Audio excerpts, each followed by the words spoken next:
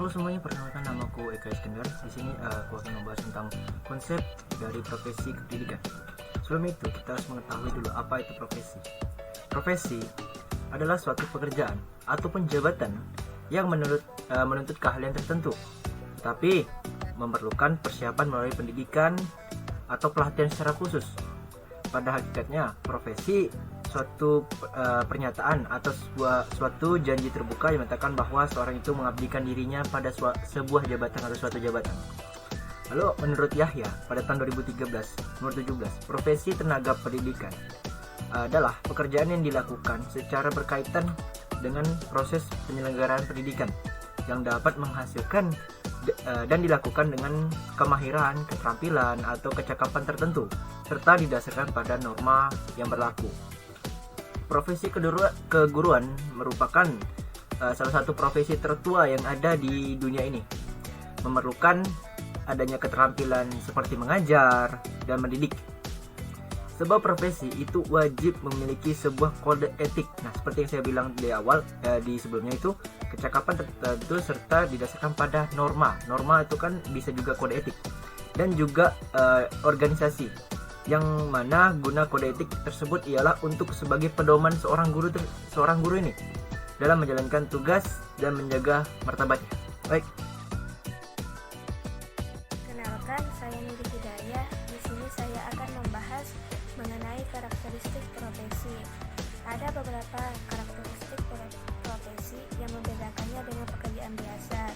Yang pertama, memiliki keahlian berdasarkan pengetahuan teoritis. Artinya, seorang profesional memiliki pengetahuan teoritis yang ekstensif serta ahli dalam mempraktekkan pengetahuan tersebut. Yang kedua, memiliki pendidikan yang ekstensif, artinya proses pendidikan yang cukup lama dan juga pendidikan yang tinggi bagi profesi yang prestisius. Yang ketiga, terdapat pelatihan institusional, yaitu suatu pelatihan untuk mendapatkan pengalaman praktis sebelum menjadi anggota penuh sebuah organisasi profesi. Yang keempat, terdapat ujian kompetensi, yaitu ujian mengenai pengetahuan dan kompetensi di bidang tertentu yang mana pada umumnya terdapat syarat untuk lulus tes yang menguji pengetahuan teoritis. Yang kelima, adanya lisensi, yaitu sertifikasi di bidang tertentu sehingga seorang profesional dianggap memiliki keahlian dan dapat dipercaya. Yang keenam, adanya asosiasi profesional, yaitu sebuah organisasi profesi yang bertujuan untuk meningkatkan status para anggotanya. Yang ketujuh, memiliki kode etik profesional, yaitu suatu prosedur dari organisasi profesional yang mengatur para anggotanya agar bekerja sesuai aturan. Yang kedelapan, adanya otonomi kerja, yaitu pengendalian kerja dan pengetahuan teoritis para profesional untuk menghindari intervensi dari luar. Yang kesembilan, mengatur diri, artinya seorang profesional harus diatur oleh organisasi profesi tanpa adanya campur tangan dari pemerintah. Yang ke-10, status dan imbalan yang tinggi, artinya seorang profesional yang sukses akan mendapatkan status yang tinggi, kedudukan dan imbalan yang layak sebagai pengakuan terhadap layanan yang diberikan kepada publik. Dan yang terakhir, layanan publik dan altruisme, yaitu pendapatan atau penghasilan dari kerja profesi yang dipertahankan selama berhubungan dengan keperluan masyarakat. Baiklah, sekian dari saya. Terima kasih.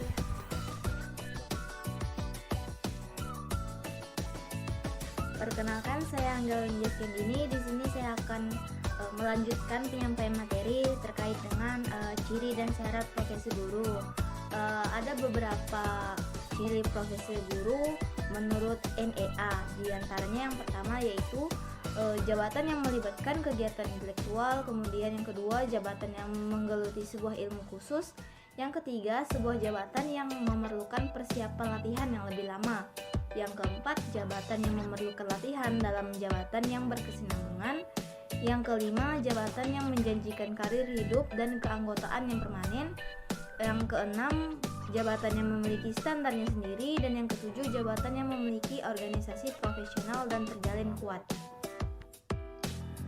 Kemudian ada juga ciri profesi keguruan menurut Rutman Natawijaja. Di antaranya yang pertama, ada standar untuk kerja yang baku dan jelas. Kemudian yang kedua, adanya lembaga pendidikan khusus yang mengayomi pengembangan pengetahuan yang dikuasai. Kemudian yang ketiga, ada organisasi yang dimiliki oleh seorang pelaku profesi untuk menunjukkan keahliannya. Yang keempat, memiliki kode etik serta etika dalam mengatur seorang pelaku profesi. Yang kelima, adanya imbalan yang diberikan atas layanan yang dilakukan secara adil. Kemudian yang keenam, memiliki pengakuan oleh masyarakat tentang profesi yang diambil. Kemudian kita masuk ke syarat profesi guru, di mana di sini kita mengingat bahwa tugas dan tanggung jawab guru itu begitu kompleks sehingga guru memerlukan persyaratan khusus, yaitu menuntut adanya keterampilan yang berdasarkan konsep dan teori ilmu pengetahuan yang mendalam. Kemudian menekankan pada suatu keahlian dalam bidang tertentu sesuai dengan bidang profesinya. Kemudian yang ketiga, menuntut adanya tingkat pendidikan keguruan yang memadai. Yang keempat, adanya kepekaan terhadap dampak masyarakatan dari pekerjaan yang dilaksanakannya. Kemudian memungkinkan perkembangan sejalan dengan dinamika kehidupan. Dan dalam menjalankan perannya tersebut atau syarat-syarat sebagai profesi guru, tentunya di sini guru ditekankan untuk bisa menguasai 4 kompetensi guru, di antaranya kompetensi pedagogik, di mana kompetensi ini mengharuskan guru bisa menguasai perkembangan di dalam kelas, contohnya seperti menguasai karakteristik peserta didik, kemudian menguasai teori belajar dan lain sebagainya.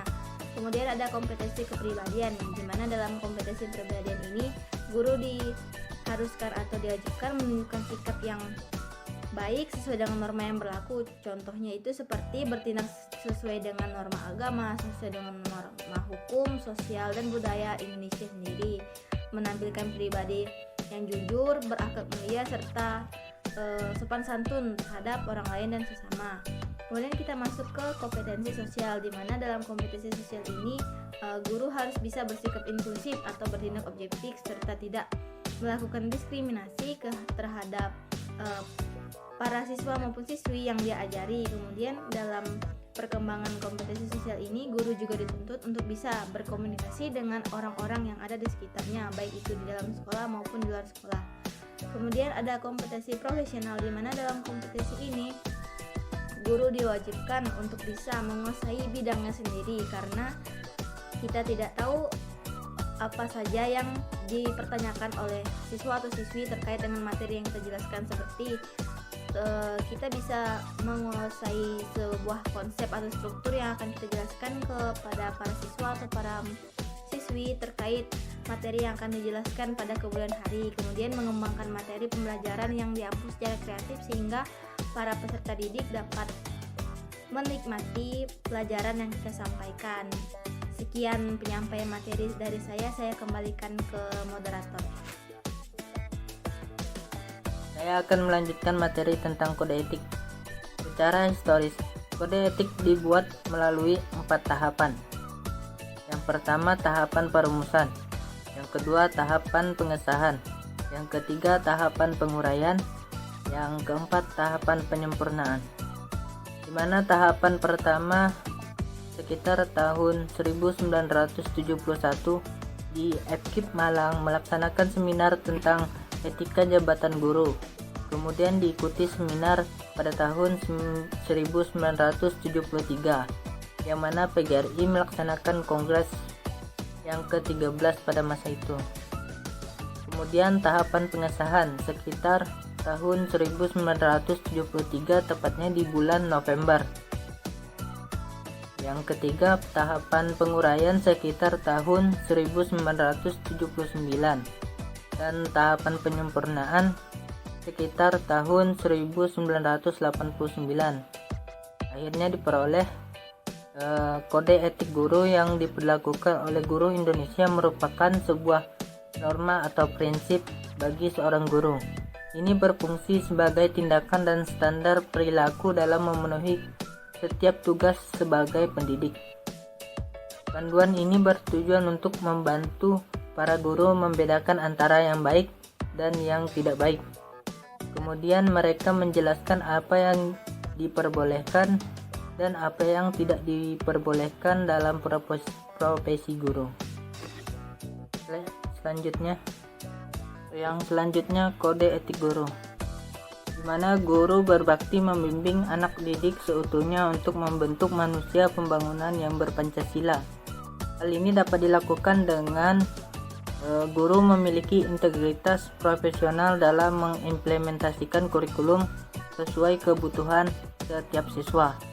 Yang kedua, guru berupaya memperoleh informasi tentang siswa sebagai sumber konseling dan pembinaan. Yang ketiga, guru memelihara hubungan baik dengan orang tua, murid, dan masyarakat sekitar untuk membina peran serta tanggung jawab bersama terhadap pendidikan. Yang keempat, guru menciptakan suasana sekolah sebaik-baiknya yang menunjang keberhasilan proses belajar mengajar.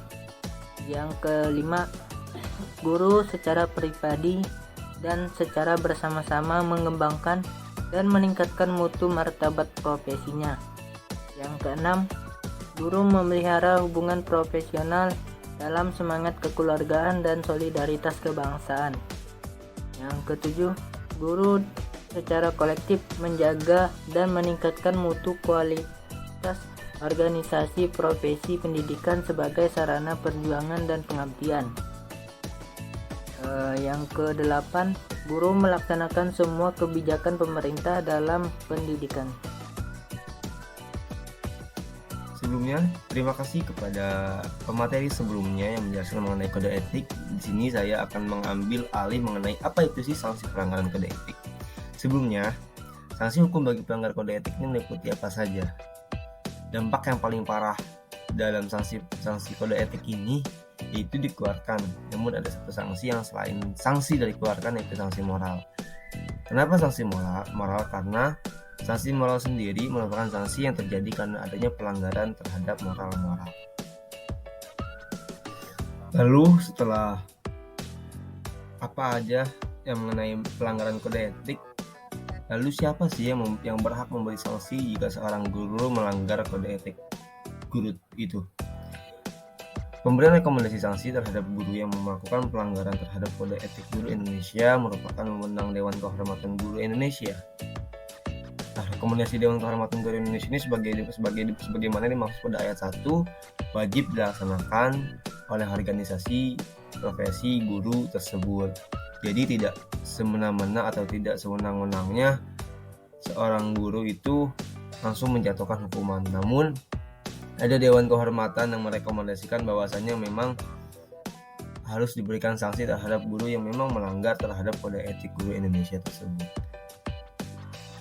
Lalu ketika sebelumnya bahwasannya kita membahas siapa sih yang berhak memberikan sanksi terhadap seorang pelanggar kode etik guru ini, lalu ada sanksi terhadap guru lainnya, yaitu dapat juga berupa teguran. Yang pertama teguran, lalu peringatan tertulis, penundaan pemberian hak guru, penurunan pangkat, pemberhentian dengan hormat, bahkan pemberhentian atau dikeluarkan dengan tidak hormat sama sekali. Karena memang pelanggaran kode etik ini sesuai standar profesi kependidikan seorang guru. Terima kasih. Akan saya berikan wewenang terhadap teman saya berikutnya.